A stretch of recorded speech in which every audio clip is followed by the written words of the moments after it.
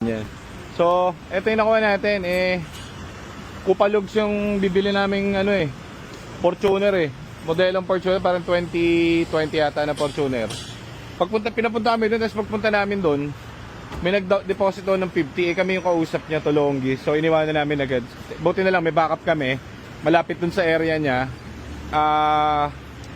Everest. So, ayan, pogi.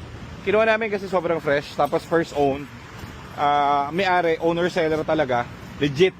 So ang ganda ng loob di ba? Ito yung trimmings niya. Lahat green. Lahat naka-green. Niska namin and everything. Tapos all stock. Walang kahit anong alimango or libag. So maganda manual nga lang, pero may mga naghahanap naman ng manual sa atin ng ganito.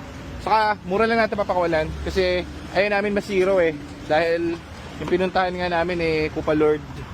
So ganda ng trimming. Makikita mo dito walang squeak.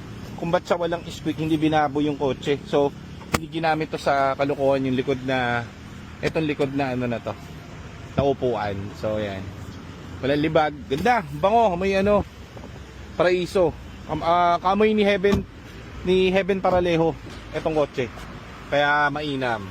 Okay, so abangan nyo to sa shop. Uwi na namin to, dali namin yung Altis Okay, tara Nico, tara dito ako sa kabila.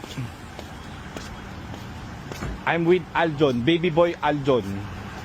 Okay, ayun tayo. Titignan natin kung mamadali ako kasi baka may kuhanin pa tayong isang sasakyan doon ngayon si Mark, dalawang team kasi kami, Sounds.